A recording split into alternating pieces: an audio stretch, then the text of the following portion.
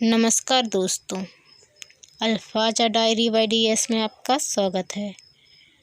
आज की कहानी का नाम है दो बैलों की कथा। जानवरों में गधा सबसे बुद्धिमान समझा जाता है। हम जब किसी आदमी को पहले दर्जे का बेवकूफ़ कहना चाहते हैं तो उसे गधा कहते हैं। गधा सचमुच बेवकूफ़ है या उसके सीधेपन, उसकी निरापद सहिष्णुता ने उसे यह पदवी दे दी है, इसका निश्चय नहीं किया जा सकता। गायें सींग मारती हैं। ब्याही हुई गाय तो अनायास ही सहनी का रूप धारण कर लेती है। कुत्ता भी बहुत गरीब जानवर है, लेकिन कभी कभी उसे भी क्रोध आ ही जाता है, किंतु गधे को कभी क्रोध नहीं करते सुना ना देखा। जितना चाहो गरीब को मारो, चाहे जैसी खराब सड़ी हुई घास सामने डाल दो, उसके चेहरे पर कभी असंतोष की छाया भी नहीं दिखाई देगी। बैसाख में चाहे एक आध बार कुलेल कर लेता है, पर हमने तो उसे कभी खुश होते नहीं देखा। उसके चेहरे पर स्थायी विषाद स्थायी रूप से छाया रहता है। सुख दुख, हानि लाभ, किसी भी दशा में उसे बदलते नहीं देखा। ऋषियों मुनियों के जितने गुण हैं, वे सभी उसमें पराकाष्ठा को पहुंच गए हैं, पर आदमी उसे बेवकूफ़ कहता है। सद्गुणों का इतना अनादर, कदाचित सीधापन संसार के लिए उपयुक्त नहीं है। देखिए ना, भारतवासियों की अफ्रीका में क्या दुर्दशा हो रही है। क्यों अमेरिका में उन्हें घुसने नहीं दिया जाता। बेचारे शराब नहीं पीते, 4 पैसे कुछ समय के लिए बचा कर रखते हैं, जी तोड़कर काम करते हैं, किसी से लड़ाई झगड़ा नहीं करते, 4 बातें सुनकर गम खा जाते हैं, फिर भी बदनाम हैं। कहा जाता है वे जीवन के आदर्श को नीचा करते हैं। अगर वे ईंट का जवाब पत्थर से देना सीख जाते तो शायद सभ्य कहलाने लगते। जापान की मिसाल सामने है। एक ही विजय ने उसे संसार की सभ्य जातियों में गण्य बना दिया। लेकिन गधे का एक छोटा भाई और भी है, जो उससे कम ही गधा है, और वह है बैल। जिस अर्थ में हम गधा का प्रयोग करते हैं, कुछ उसी से मिलते जुलते अर्थ में बछिया के ताऊ का भी प्रयोग करते हैं। कुछ लोग बैल को शायद बेवकूफ़ी में सर्वश्रेष्ठ कहेंगे, मगर हमारा विचार ऐसा नहीं है। बैल कभी कभी मारता भी है, कभी कभी अड़ियल बैल भी देखने में आता है, और भी कई रीतियों से अपना असंतोष प्रकट कर देता है। अतएव उसका स्थान गधे से नीचा है। झूरे के पास 2 बैल थे, हीरा और मोती। देखने में सुंदर, काम में चौकस, डील में ऊंचे। बहुत दिनों साथ रहते रहते दोनों में भाईचारा हो गया था। दोनों आमने सामने या आसपास बैठे हुए एक दूसरे से मूक भाषा में विचार विनिमय किया करते थे। एक दूसरे के मन की बात को कैसे समझा जाता है, हम नहीं कह सकते। अवश्य ही उनमें कोई ऐसी गुप्त शक्ति थी, जिससे जीवों में श्रेष्ठता का दावा करने वाला मनुष्य वंचित है। दोनों एक दूसरे को चाटकर सूंघकर अपना प्रेम प्रकट करते। कभी कभी दोनों सींग भी मिला लिया करते थे, विग्रह के नाते से नहीं, केवल विनोद के भाव से, आत्मीयता के भाव से। जैसे दोनों में घनिष्ठता होते ही धौल धप्पा होने लगता है। इसके बिना दोस्ती कुछ फुसफसी, कुछ हल्की सी रहती है, फिर ज़्यादा विश्वास नहीं किया जा सकता। जिस वक्त ये दोनों बैल हल या गाड़ी में जोत दिए जाते और गर्दन हिला हिला कर चलते, उस समय हर एक की चेष्टा होती जबकि ज़्यादा से ज़्यादा बोझ मेरी ही गर्दन पर रहे। दिन भर के बाद दोपहर या संध्या को दोनों खुलते तो एक दूसरे को चाट चूट कर अपनी थकान मिटा लिया करते। नाद में खली भूसा पड़ जाने के बाद दोनों साथ उठते, साथ नाद में मुँह डालते और साथ ही बैठते थे। एक मुँह हटा लेता तो दूसरा भी हटा लेता था। संयोग की बात, झूरी ने एक बार गोई को ससुराल भेज दिया। बैलों को क्या मालूम वे कहाँ भेजे जा रहे हैं। समझे मालिक ने हमें बेच दिया। अपना यूँ बेचा जाना उन्हें अच्छा लगा या बुरा, कौन जाने, पर झूरी के साले गया को घर तक गोई ले जाने में दांतों पसीना आ गया। पीछे से हाँकता तो दोनों दाएं बाएं भागते, पगहिया पकड़कर आगे से खींचता तो दोनों पीछे की ओर जोर लगाते, मारता तो दोनों सींगे नीची करके हुंकारते। अगर ईश्वर ने उन्हें बाणी दी होती तो झूरी से पूछते, तुम हम गरीबों को क्यों निकाल रहे हो? हमने तो तुम्हारी सेवा करने में कोई कसर नहीं उठा रखी। अगर इतनी मेहनत से काम ना चलता था और काम ले लेते, हमें तो तुम्हारी चाकरी में मर जाना कबूल था। हमने कभी दाने चारे की शिकायत नहीं की। तुमने जो कुछ खिलाया वह सिर झुकाकर खा लिया। फिर तुमने हमें इस जालिम के हाथ क्यों बेच दिया? संध्या समय दोनों बैल अपने नए स्थान पर पहुँचे। दिन भर के भूखे थे, लेकिन जब नाद में लगाए गए तो एक ने भी उसमें मुँह नहीं डाला। दिल भारी हो रहा था।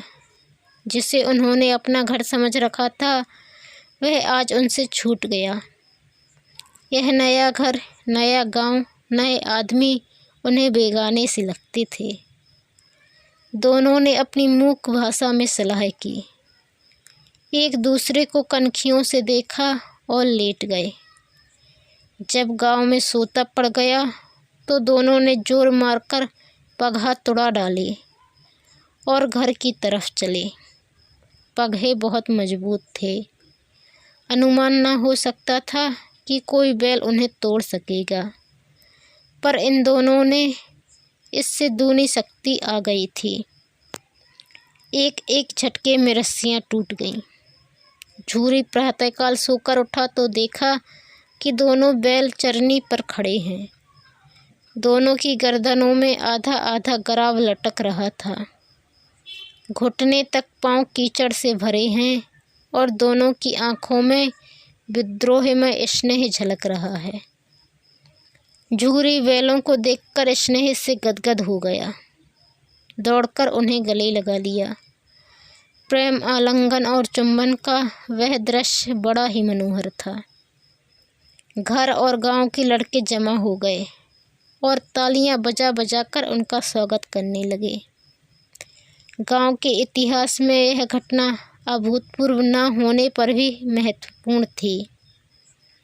बाल सभा ने निश्चय किया, दोनों पशु वीरों को अभिनंदन पत्र देना चाहिए। कोई अपने घर से रोटियां लाया, कोई गुड़, कोई चोकर, कोई भूसी। एक बालक ने कहा, ऐसे बैल किसी के पास न होंगे। दूसरे ने समर्थन किया, इतनी दूर से दोनों अकेले चले आए। तीसरा बोला, बैल नहीं हैं वे, उस जन्म के आदमी हैं।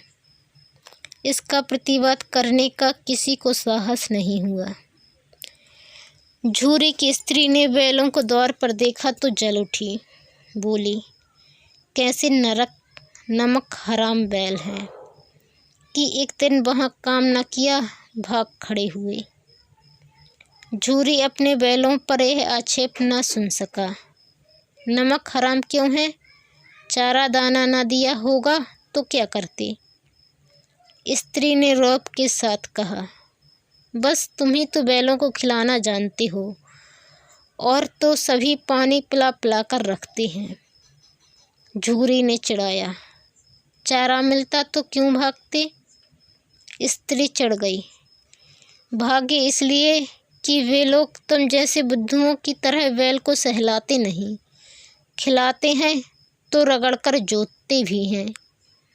ये दोनों ठहरे कामचोर भाग निकले। अब देखूं कहाँ से खली और चोकर मिलता है। सूखे भूसे के सिवा कुछ न दूंगी, खाएं चाहे मरें। वही हुआ। मजूर की बड़ी ताकीद की गई कि बैलों को खाली सूखा भूसा दिया जाए। बैलों ने नाद में मुँह डाला तो फीका फीका, ना कोई चिकनाहट ना कोई रस। क्या खाएं? आशा भरी आंखों से द्वार की ओर ताकने लगे। झूरी ने मजूर से कहा, थोड़ी सी खली क्यों नहीं डाल देता वे? मालकिन मुझे मार ही डालेंगी, चुरा कर डाल आ। ना दादा, पीछे से तुम भी उन्हीं की सी कहोगे। दूसरे दिन झूरी का साला फिर आया और बैलों को ले चला। अब कि उसने दोनों को गाड़ी में जोता। 2-4 बार मोती ने गाड़ी को खाई में गिराना चाहा, पर हीरा ने संभाल लिया। वह ज़्यादा सहनशील था। संध्या समय घर पहुंचकर उसने दोनों को मोटी रस्सियों से बांधा और कल की शरारत का मज़ा चखाया। फिर वही सूखा भूसा डाल दिया। अपने दोनों बालों को खली चूनी सब कुछ दी। दोनों बैलों का ऐसा अपमान कभी न हुआ था। झूरी ने इन्हें फूल की झड़ी से भी छूता था।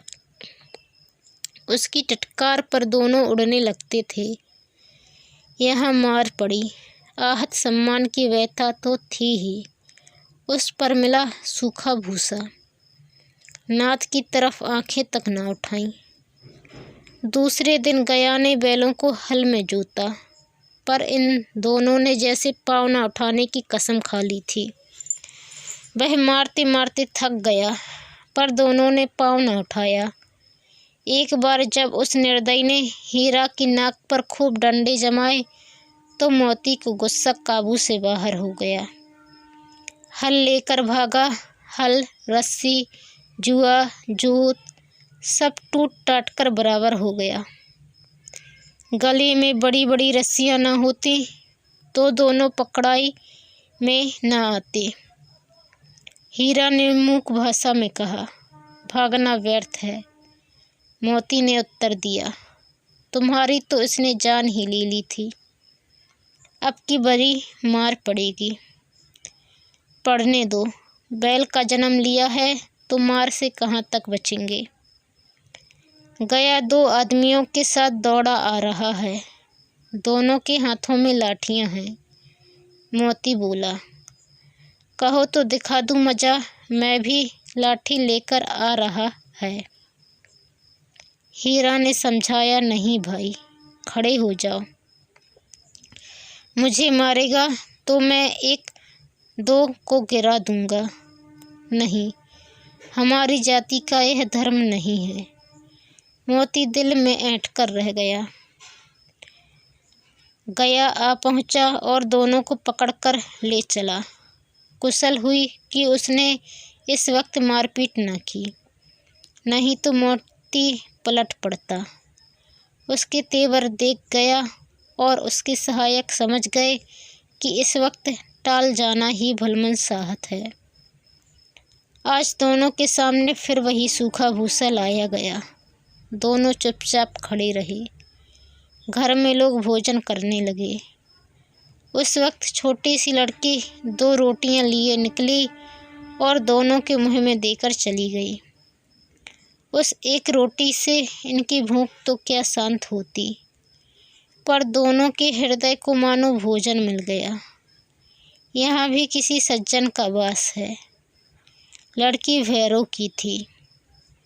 उसकी माँ मर चुकी थी। सौतेली माँ उसे मारती रहती थी, इसलिए इन बैलों से एक प्रकार की आत्मीयता हो गई थी। दोनों दिन भर जाते, डंडे खाते, अड़ते, शाम को थान पर बांध दिए जाते और रात को वही बालिका उन्हें 2 रोटियां खिला जाती। प्रेम के इस प्रसाद की यह बरकत थी कि दो दो गाल सूखा भूसा खाकर भी दोनों दुर्बल न होते थे, मगर दोनों की आंखों में रोम रोम में विद्रोह भरा हुआ था। एक दिन मोती ने मूक भाषा में कहा, अब तो नहीं सहा जाता हीरा, क्या करना चाहते हो? एक हाथ को सींगों पर उठाकर फेंक दूंगा, लेकिन जानते हो वह प्यारी लड़की जो हमें रोटियां खिलाती है उसी की लड़की है जो इस घर का मालिक है। यह बेचारी अनाथ हो जाएगी तो मालकिन को फेंक दूं, वही तो इस लड़की को मारती है। लेकिन औरत जात पर सींग चलाना मना है, यह भूल जाते हो। तुम तो किसी तरह निकलने ही नहीं देते। बताओ, तोड़ाकर भाग चलें? हाँ, यह मैं स्वीकार करता, लेकिन इतनी मोटी रस्सी टूटेगी कैसे? इसका एक उपाय है। पहले रस्सी को थोड़ा चबा लो, फिर एक झटके में जाती है। रात को जब बालिका रोटियां खिलाकर चली गई तो दोनों रस्सियां चबाने लगे, पर मोटी रस्सी मुँह में न आती थी। बेचारे बार बार जोर लगाकर रह जाते थे। सहसा घर का द्वार खुला और वह लड़की निकली। दोनों सिर झुकाकर उसका हाथ चाटने लगे। दोनों की पूंछें खड़ी हो गईं। उसने उनके माथे सहलाए और बोली, खोल देती हूँ, चुपके से भाग जाओ, नहीं तो ये लोग मार डालेंगे। आज घर में सलाह हो रही है कि इनकी नाकों में नाथ डाल दी जाए। उनसे गराब खोल दिया, पर दोनों चुप खड़े रहे। मोती ने अपनी भाषा में पूछा, अब चलते क्यों नहीं? हीरा ने कहा, चलें तो, लेकिन कल इस अनाथ पर आफत आएगी, सब इसी पर संदेह करेंगे। सहसा बालिका चिल्लाई, दोनों फूफा वाले बैल भागे जा रहे हैं, ओ दादा दादा, दोनों बैल भागे जा रहे हैं, ओ दादा दादा, दोनों बैल भागे जा रहे हैं, जल्दी दौड़ो। गया हड़बड़ाकर भीतर से निकला और बैलों को पकड़ने चला। वे दोनों भागे, गया ने पीछा किया और भी तेज हुए। गया ने शोर मचाया, फिर गांव के कुछ आदमियों को भी साथ लेने के लिए लौटा। दोनों मित्रों को भागने का मौका मिल गया, सीधे दौड़ते चले गए। यहाँ तक कि मार्ग का ज्ञान रहा। जिस परिचित मार्ग से आए थे उसका यहाँ पता न था। नए नए गांव मिलने लगे। तब दोनों एक खेत के किनारे खड़े होकर सोचने लगे, अब क्या करना चाहिए। हीरा ने कहा, मुझे मालूम होता है राह भूल गए। तुम भी बेतहाशा भागे, वहीं उसे मार गिराना था। उसे मार गिराते तो दुनिया क्या कहती। वह अपने धर्म छोड़ दे, लेकिन हम अपना धर्म क्यों छोड़ें। दोनों भूख से व्याकुल हो रहे थे। खेत में मटर खड़ी थी, चरने लगे। रह रहकर आहट लेते रहे थे कि कोई आता तो नहीं है। जब पेट भर गया, दोनों ने आज़ादी का अनुभव किया तो मस्त होकर उछलने कूदने लगे। पहले दोनों ने डकार ली, फिर सींग मिलाई और एक दूसरे को ठेकने लगे। मोती ने हीरा को कई कदम पीछे हटा दिया, यहाँ तक कि वह खाई में गिर गया। तब उसे भी क्रोध आ गया। संभल कर उठा और मोती से भिड़ गया। मोती ने देखा कि खेल में झगड़ा हुआ चाहता है तो किनारे हट गया। अरे यह क्या, कोई सांड डोंकता चला आ रहा है। हाँ, सांड ही है। वह सामने आ पहुंचा। दोनों मित्र बंगले झांक रहे थे। सांड पूरा हाथी था। उससे भिड़ना जान से हाथ धोना है, लेकिन ना भिड़ने पर भी जान बचती नजर नहीं आती। इन्हीं की तरफ आ भी रहा है। कितनी भयंकर सूरत है। मोती ने मूक भाषा में कहा। बुरे फंसे, जान बचेगी, कोई उपाय सोचो। हीरा ने चिंतित स्वर में कहा, अपने घमंड में फूला हुआ है, आरजू विनती ना सुनेगा। भाग क्यों न चले, भागना कायरता है, तो फिर यहीं मरो। बंदा तो 9 2 11 होता है, और जो दौड़ाएं, तो फिर कोई उपाय सोचो जल्द। उपाय यह है कि उस पर दोनों जने एक साथ चोट करें। मैं आगे से रगेदता हूँ, तुम पीछे से रगेड़ दो। दोहरी मार पड़ेगी तो भाग खड़ा होगा। मेरी ओर झपटे, तुम बगल से उसके पेट में सींग घुसेड़ देना। जान जोखिम है, पर दूसरा उपाय नहीं है। दोनों मित्र जान हथेली पर लेकर लपके। सांड को भी संगठित शत्रुओं से लड़ने का तजुर्बा न था। वह तो एक शत्रु से मल्लयुद्ध करने का आदी था। ज्यों ही हीरा पर झटका, मोती ने पीछे से दौड़ाया। सांड उसकी तरफ मुड़ा तो हीरा ने रगेदा। सांड चाहता था कि एक एक करके दोनों को गिरा ले, पर ये दोनों भी उस्ताद थे, उसे वह अवसर न देते थे। एक बार सांड झल्लाकर हीरा का अंत कर देने के लिए चला कि मोती ने बगल से आकर उसके पेट में सींग भोंक दिया। सांड क्रोध में आकर पीछे फिरा तो हीरा ने दूसरे पहलू में सींगे चुभा दिया। आखिर बेचारा जख्मी होकर भागा और दोनों मित्रों ने दूर तक उसका पीछा किया, यहाँ तक कि सांड बेदम होकर गिर पड़ा। तब दोनों ने उसे छोड़ दिया। दोनों मित्र जीत के नशे में झूमते चले जाते थे। मोती ने सांकेतिक भाषा में कहा, मेरा जी चाहता था कि बच्चा को मार ही डालूं। हीरा ने तिरस्कार किया, गिरे हुए बैरी पर सींग न चलाना चाहिए। यह सब ढोंग है। बैरी को ऐसा मारना चाहिए कि फिर न उठे। अब घर कैसे पहुँचोगे वह सोचो। पहले कुछ खा लें तो सोचें। सामने मटर का खेत था ही।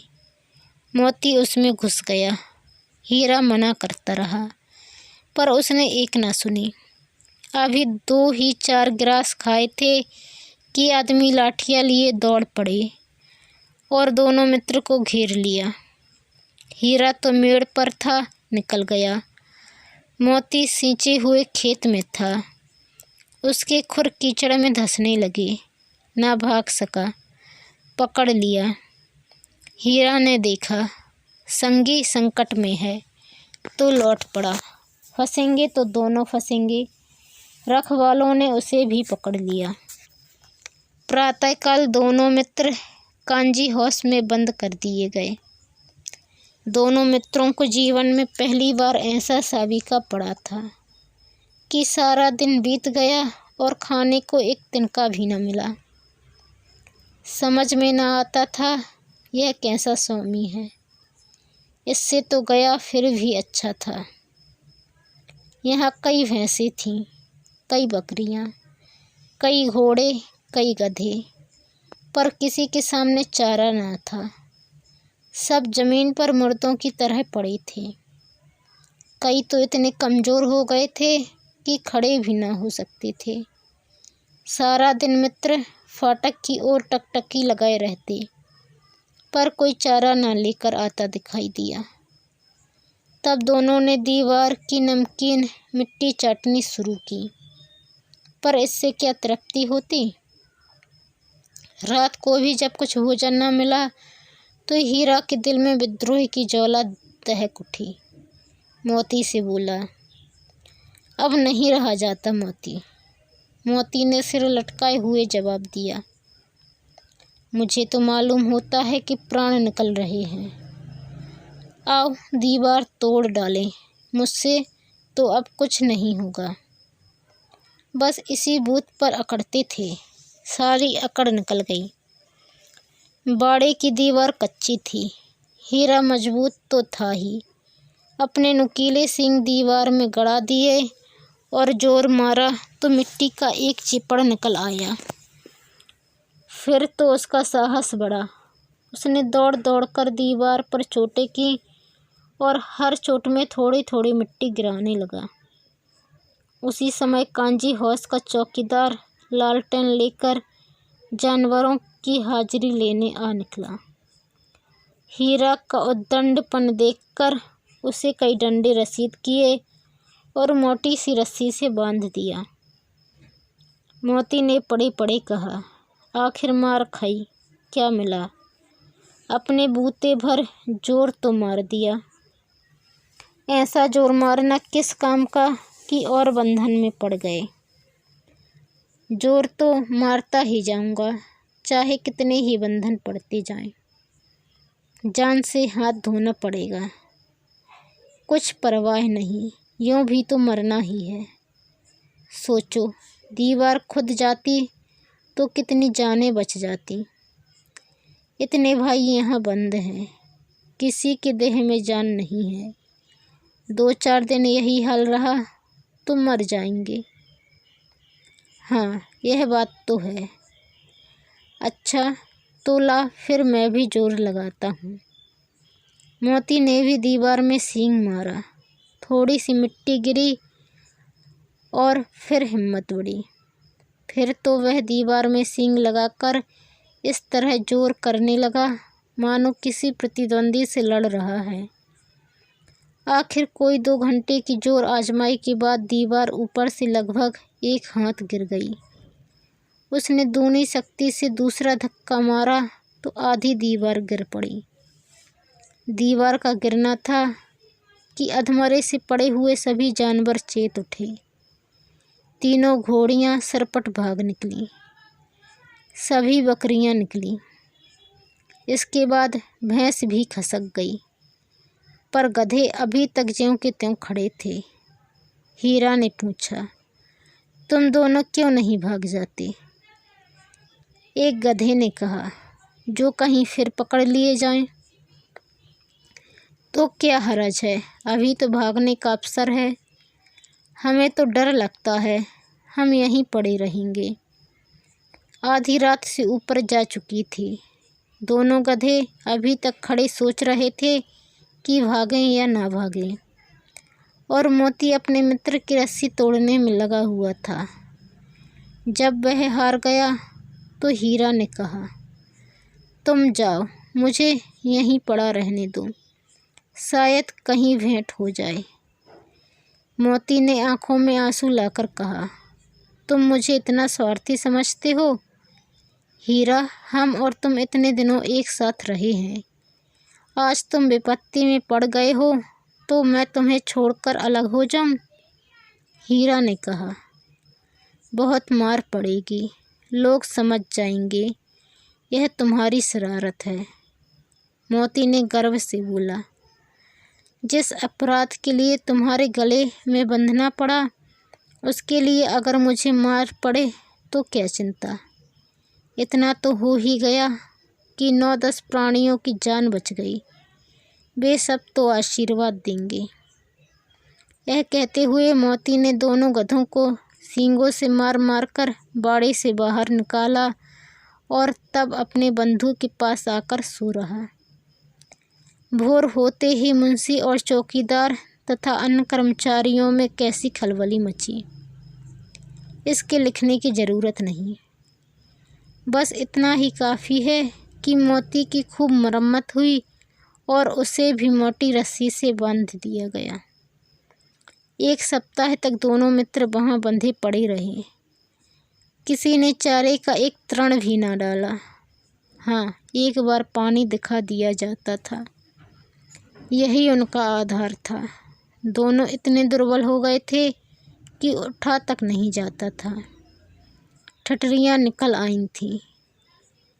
एक दिन बाड़े के सामने डुग्गी बजने लगी और दोपहर होते होते वहाँ 50-60 आदमी जमा हो गए। तब दोनों मित्र निकाले गए और लोग आकर उनकी सूरत देखते और मन फीका करके चले जाते। ऐसे मृतक बैलों का कौन खरीदार होता। सहसा एक दड़ियल आदमी, जिसकी आंखें लाल थीं और मुद्रा अत्यंत कठोर, आया और दोनों मित्र के कूल्हों में उंगली गोदकर मुंशी जी से बातें करने लगा।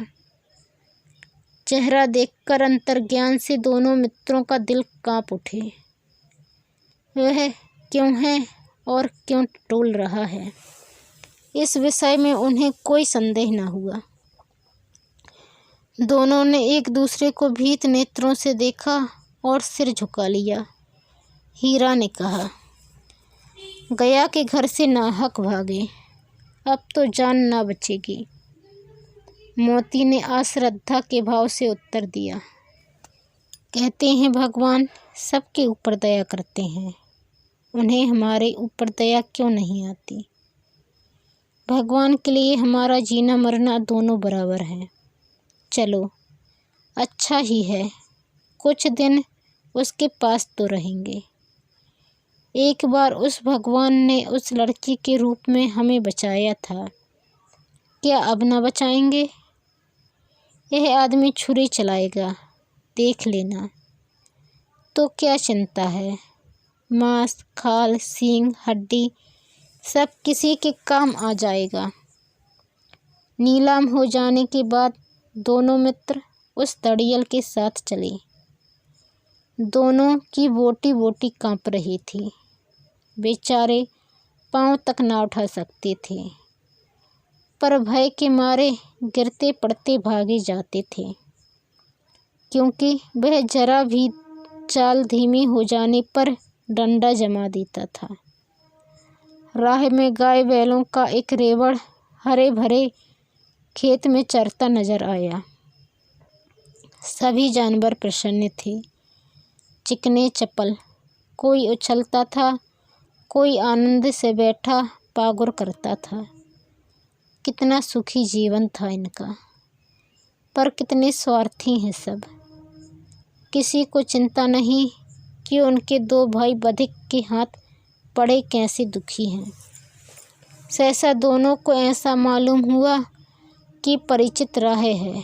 हाँ, इसी रास्ते से गया उन्हें ले गया था। वही खेत, वही बाग, वही गांव मिलने लगे। प्रतिक्षण उनकी चाल तेज होने लगी। सारी थकान, सारी दुर्बलता गायब हो गई। आह, यह लो, अपना ही हार आ गया। इसी कुएं पर हम पुर चलाने आया करते थे, यही कुआं है। मोती ने कहा, हमारा घर नज़दीक आ गया है। हीरा बोला, भगवान की दया है।